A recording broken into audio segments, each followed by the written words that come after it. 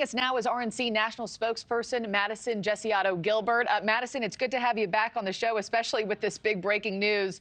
Let's start with Nikki Haley officially, dropping out in the next couple hours. She only won a single state on Super Tuesday. That'd be Vermont. Was it past time for her to drop out of this race? Listen, we'll allow for her to make her announcement of when she decides to drop out. But moving forward, our focus is on November. Our focus is on beating Joe Biden, on taking back the Senate, on expanding our majority in the House, and making sure we can start turning things around for the American people who deserve so much better than what we're receiving right now. We've also heard reporting that she's not planning on endorsing President Trump, at least not today, which goes against that RNC loyalty pledge that she signed months back, with all the other GOP candidates saying they would get behind the eventual GOP nominee in order to take part in all of those debates that we've watched. Will there be RNC consequences for her if she doesn't back him? So the pledge didn't specifically say you have to endorse the nominee, but we do expect unity in the party. We want people to come together. We want to get across the finish line. Time and time again, we've seen those Democrats. They fight behind closed doors. They don't agree on everything, but they come together and they win and they get their candidates across the finish line. As Republicans, we need to do that better this year than ever before if we want to see victories. And so without unity, we will not win. So we do expect unity in the party. We want unity in the party, and we want to grow our party. We want to recognize that perfection cannot be the enemy of good, that it's okay if we don't agree 100% of the time on 100% of things, but there are things we can all agree on, and we welcome Democrats, independents, and everybody across this country who's disenfranchised by the Democratic Party into the Republican Party. Let's work together on the economy. Let's get things done on immigration.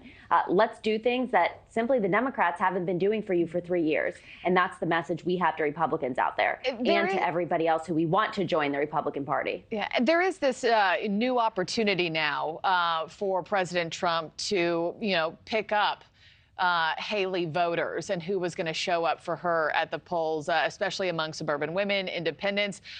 What's the game plan now? What does Trump need to do to court those voters? Well, I think when we talk about those issues I just mentioned, immigration being a huge one across the country right now, you talk about crime, you talk about the economy. President Trump has a proven record on these issues, and I think that'll be part of his success in November. But when we talk about down ballot races and we talk about the Republican Party winning as a whole, part of the success will be early voting.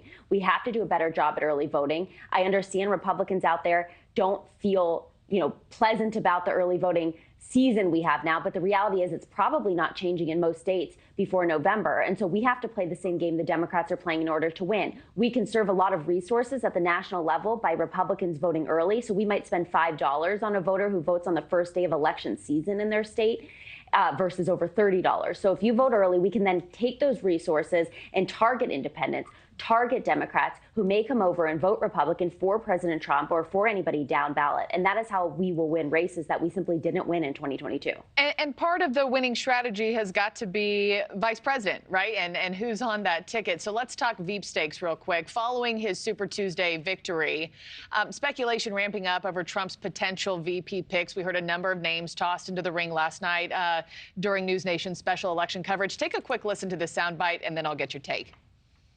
His vice presidential candidate should be the governor of Arkansas.